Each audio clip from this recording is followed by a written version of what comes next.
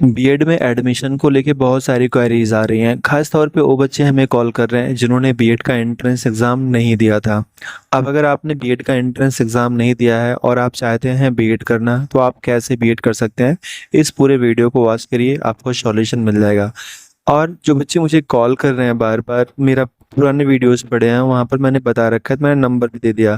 तो जो मैं वीडियो में बताता हूँ वही मैं आपको कॉल पे बताऊंगा, तो कोई मतलब नहीं होता फ़ोन करने का, क्योंकि मेरे पास इतने कॉल आने लगते हैं कि मैं भी मतलब परेशान हो जाता हूँ। मैं भी टीचर हूँ, कभी क्लास में हूँ, कभी कहीं हूँ, तो डिस्टर्बेंस होता है। तो गाइस, आप कमेंट लिख देना या मुझे आप व्हाट्सअप कर दिया करो, आप बट कॉल मत करना, आप व्हाट्सअप कर देना। मुझे जब टाइम मिलता है तो मैं आपको रिप्लाई करता हूँ। वैसे भी अभी एडमिशन्स नहीं हो रहे हैं, अभी जस्ट एंट्रेंस एग्ज़ाम आपका ख़त्म हुआ है, तो अब इनके रिजल्ट आएंगे। रिजल्ट आने के बाद काउंसलिंग होगी। काउंसलिंग के थ्रू जितने बच्चे होते हैं उनका एडमिशन होने के बाद ही आपका एडमिशन होता है, डायरेक्ट एडमिशन। जैसे काउंसलिंग का फर्स्ट आता है, सेकंड डेट आती है, थर्ड आती है, देन पूल काउंसलिंग होता है, देन आपका डायरेक्ट एडमिशन होता है। तो आपके एडमिशन में अभी टाइम लगेगा, तो आप बिल्कुल जल्दीबाजी ना करो। मैं बहुत सारे वीडियोस बना दूंगा, हालांकि ये वीडियो भी आपके लिए सफिशिएंट हो जाएगी अगर आप इसे पूरा वॉच करते हो। दूसरी बात, अगर आप चैनल पे पहली बार विजिट किए हो तो आप ज़रूर सब्सक्राइब कर लेना अगर आप बीएड करने जा रहे हो, क्योंकि आगे के जितने इन्फॉर्मेशन होंगे वो सब हमारे इस चैनल पे ऑथेंटिक आपको मिलते रहेंगे। तो चलिए गाइस, अब बात कर लेते हैं आपके बीएड एडमिशन के बारे में। जो बच्चे यूपी स्टेट से हैं, अगर आप यूपी स्टेट से हैं और आप प्रॉपरली अपना एडमिशन लेना चाहते हैं काउंसलिंग के थ्रू, तो आपने एंट्रेंस एग्ज़ाम दिया होगा। अब आपके एंट्रेंस एग्ज़ाम के थ्रू आपके कुछ मार्क्स आएंगे। हो सकता है आपका बहुत अच्छा मार्क्स आ जाए, या हो सकता है आपके मार्क्स ज़ीरो आ जाए, मतलब एक भी नंबर आप ना पाओ।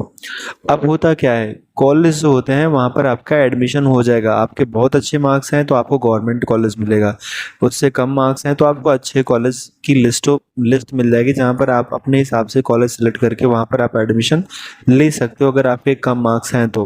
बट आपके अगर बहुत कम मार्क्स हैं फिर भी आप बीएड करना चाहते हो, तो बहुत सारे कॉलेज हैं जिनकी सीटें फुल नहीं हो रही हैं। वैसे भी पता है इस बार बीएड करने वालों की संख्या बहुत कम है, तो सीटें खाली रहेंगी। आप अपने एरिया के या मेरठ में अगर बात करें तो मेरठ में तो बहुत कॉलेज हैं जिनकी सीटें खाली रहती हैं, वहाँ पर जाके आप एडमिशन ले सकते हैं। काउंसलिंग के थ्रू बाकायदा एडमिशन ले सकते हैं, क्योंकि सीटें खाली हैं तो काउंसलिंग थ्रू आपका एडमिशन हो जाता है। बट अब होता क्या है कि दूसरा केस होता है कि हमने एंट्रेंस एग्ज़ाम ही नहीं दिया है। अब अगर आपने एंट्रेंस एग्ज़ाम नहीं दिया है तो आपका एडमिशन कैसे होगा?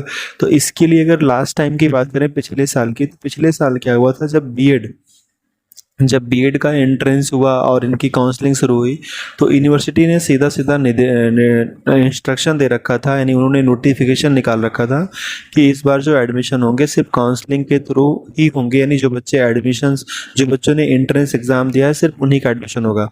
अगर डायरेक्ट एडमिशन भी होगा तो डायरेक्ट एडमिशन में भी उन्हीं बच्चों का एडमिशन लिया जाएगा जो बच्चे एंट्रेंस एग्ज़ाम में बैठे थे, यानी बैठना मस्ट था। लेकिन बाद में फिर क्या हुआ, उसी दौरान बीएड को यहाँ से प्राथमिक से हटा दिया गया। जब वहाँ से हटा दिया गया तो बीएड करने वालों की संख्या कम दिखी, तो फिर यूनिवर्सिटी का एक दूसरा निर्देश आया कि अल्पसंख्यक कॉलेजों में, यानी माइनॉरिटी कोटा के कॉलेजों में आप डायरेक्ट एडमिशन ले सकते हैं। अगर आपने एंट्रेंस एग्ज़ाम नहीं दिया है फिर भी आप एडमिशन ले सकते हैं। उनका ये दोबारा का इंस्ट्रक्शन आया था। आप मेरे पिछले साल की वीडियो में जाओगे तो ये सारे वीडियोज़ वहाँ पर पड़े हैं जहाँ पर मैंने प्रॉपरली बता रखा है। अब गाइस क्या हुआ, फिर बच्चों ने एडमिशन लिया, कोई दिक्कत नहीं, क्योंकि यूनिवर्सिटी का गाइडलाइन है तो कोई दिक्कत नहीं है। अब इस बार की अगर बात करें तो इस बार भी पूरे चांसेस हैं कि अगर आपने एंट्रेंस एग्ज़ाम नहीं दिया तो आपका माइनॉरिटी कॉलेज में विदाउट एंट्रेंस एडमिशन हो सकता है। लेकिन अभी इस पर मैं 100% कन्फर्म नहीं बोलूँगा जब तक यूनिवर्सिटी का कोई गाइडलाइन इस बार का नहीं आता है। तो मैं लास्ट ईयर का बता रहा हूँ, अभी इस बार का कोई गाइडलाइन इस पर नहीं आया, क्योंकि अभी एडमिशन आपके शुरू ही नहीं हुए हैं। एडमिशन शुरू होगा तो इसके ऊपर गाइडलाइन आना शुरू हो जाएगा। तो बाकी ए ऑप्शन हमेशा रहता है, मतलब पिछले साल तक तो ये था, इस बार भी हो सकता है, चांसेस पूरे हैं, क्योंकि सीटें खाली हैं, कॉलेज बहुत हैं, बच्चे कम अपियर किए हैं एंट्रेंस एग्ज़ाम। तो सिंपल सी बात है, कहीं ना कहीं आपको डायरेक्ट एडमिशन्स होंगे। अब डायरेक्ट एडमिशन्स जो होता है वो सारे कॉलेजों में होता है, लेकिन जो बच्चे एंट्रेंस नहीं दिए हैं उनके लिए सिर्फ माइनॉरिटी के ही कॉलेज होते हैं। अब जैसे आपने एंट्रेंस दिया है तो आप किसी भी कॉलेज में डायरेक्ट एडमिशन ले सकते हो, बट अगर आपने एंट्रेंस नहीं दिया है तो आप सारे कॉलेजों में एडमिशन नहीं ले सकते हो। जो सिर्फ माइनॉरिटी के कॉलेज होते हैं सिर्फ वहीं पर एडमिशन ले सकते हो।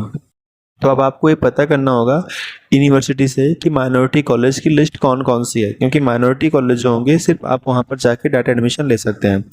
और अगर आप किसी एजेंट के थ्रू लेते हैं तो वहाँ पर थोड़ी सी दिक्कतें भी रहती हैं, आप किस बात पर एडमिशन कराते हैं। मैंने देखा है एजेंट इतनी धांधली कर रहे हैं, बच्चों को इतना परेशान कर रहे हैं, कोई लिमिट ही नहीं है। जिन बच्चों का एडमिशन 60,000 में लिया गया उनका लाख लाख फीस पहुंचा दिए। ऐसे इलाहाबाद में बहुत सारे एजेंट बैठे हैं जिनको मैं जान रहा हूँ, पर्सनली जानता हूँ। उन लोगों ने इतनी चीटिंग कर रखी है।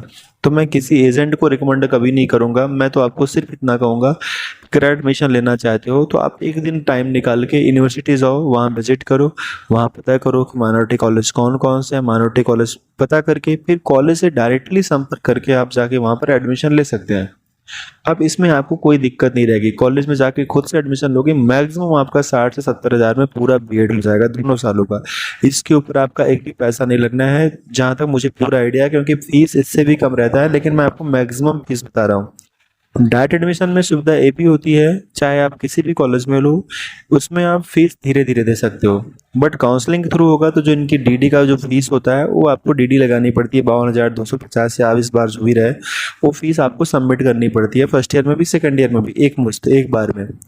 लेकिन जो आपके डायरेक्ट एडमिशन होते हैं उसमें आप इंस्टॉलमेंट में भी पैसे जमा कर सकते हैं, ये भी एक आपके लिए अच्छा होता है, अच्छी सुविधा होती है।